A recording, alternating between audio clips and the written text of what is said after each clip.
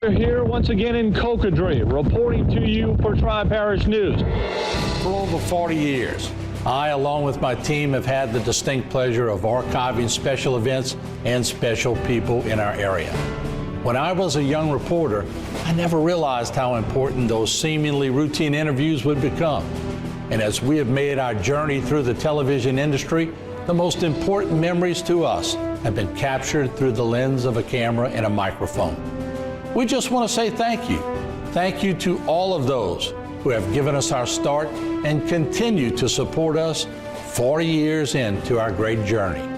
When you signed on back then and still today, you are helping preserve the precious moments that will be archived for future generations.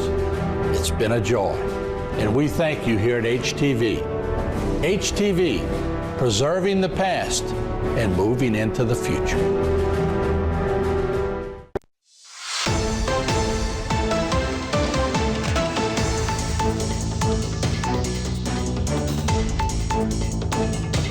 Everybody, welcome back to Bayou Time. Harry McCullough here. Time to check in with the Terrebonne Parish Sheriff's Office. And to do that, we go to Blake Tabor, the Public Information Officer. Works for Tim Saunier. And the rest of a Houma, man, in connection, man, you just never know. You can have longtime employees, but I guess that's why you have checks and balances in companies. Right? Absolutely. So this is a case we've been working a little over 6 weeks now. So our property crimes detectives were made aware of this case on June 25th. And unfortunately, this was a local Houma-based business who was reporting some theft that was going on internally inside of their business. And that was discovered in or around June 25th. So ultimately, our detectives kind of swooped in. We initially began our first inquiry into this. And of course, that company had already compiled a large amount of documentation and evidence, which was linked to the purchasing agent, or the person described as a purchasing agent, who was identified as Justin Paul Dwyron. He's a 43-year-old male from Houma. You see him photographed here. That initial bit of information that was given to us was ultimately linked and discovered that his company credit cards that were specifically for company purchases were ultimately linked to his personal Amazon account to the tune of over $92,000 in personal Amazon purchases. We talk about that amount of money, and that's an unheard of amount of money for Amazon purchases. But these things were going towards clothing, workout supplements, just various other household goods. And again, this particular suspect had all of this linked to his own personal account. So the initial dollar amount that was represented was over $100,000. Of course, there were some other fees and theft that had taken place that we were able to link.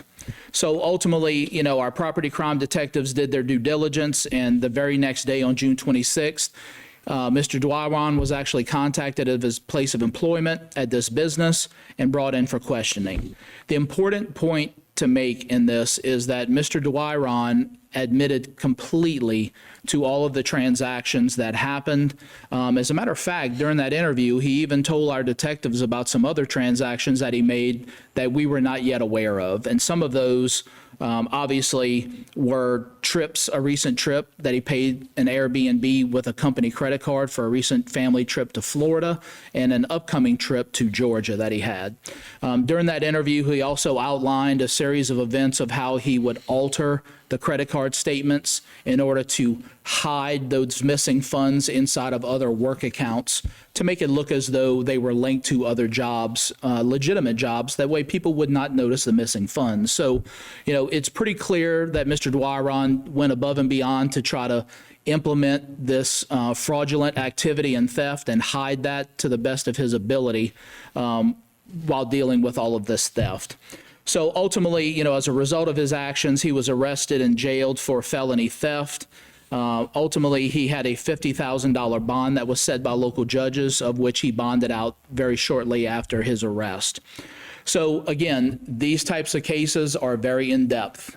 This isn't something that takes a week or even 10 days to deal with. So, and this is not a kind of case that we want to rush in any way, shape, or form. So since his arrest, we have continued to investigate this, and unfortunately, detectives were able to detect another additional $80,000 in Capital One credit card fees and transactions that Mr. Dwaron was responsible for as well. And it certainly seems like that matter is still under investigation, and that number continues to climb. So at this point, we're well over $180,000. Wow. Wow. So what should an employer look for? And I guess when you have somebody who's in charge of that, and look, employees become part of the family, right? And Absolutely. And not, it's not, Fortune 500 company, but it's a bigger company in Louisiana that has a lot of money like this. So what should an employer look for, first of all? Well, I think it's all about checks and balances. Each company that is a vital company, whether it be in Terrebonne or anywhere else in the United States, you have people or employees that are dedicated to dealing with financial responsibility. And it's about making sure that each person is doing their job to hold everyone accountable. Now, it's my understanding that Mr. Dwaron was the purchasing agent and had been there for a length of time. I mean, we have tracked these transactions back to as early as 2019, and we believe that that's going to go even further than that. But, it's about maintaining responsibility with all of the employees. And we've talked about this. This particular area of the country, we are very hospitable people, right? We trust each other. We absolutely become family. And I think that this was one of those situations. They trusted him with a large amount of money. They trusted him with their company. And unfortunately, he was scamming this company. Yeah. I remember we had a big incident of this when gambling first came into the state. It seems now that online purchasing is almost an addiction like gambling too, that could lead to something like this. Absolutely. And, it goes back to people living beyond their means, and, I certainly don't know all of the details that were taking place in Mr. Dwaron's life or why he made the purchases. Right. Yeah. But this isn't the type of activity that we're going to condone at the sheriff's office. And we urge any business that is facing any circumstances like this, please don't wait. Please don't try to take care of it on your own. Allow us to come in and investigate and do things the right way. Then you can start negotiating that way. But before we go, 30 seconds to go. Hero Fest, September 20th, 21st, and 22nd. Besides the Cane Breakers being on this, Martin's band, what about this? What about the Cane? Yeah, so look, we are very excited about this. Last year was sort of our maiden voyage with Hero Fest, if you will. It was extremely successful beyond any belief that we could have possibly had. And this year, of course, our headliner is Rodney Atkins, and we are expecting it to be an even bigger event this year. So we are extremely excited. Yeah. So again, that'll be September 20th, 21st, and 22nd. Well, Blake, thanks so much for the update. We appreciate it. Thank you very much for having me. We'll be right back with more Bayou Time after this.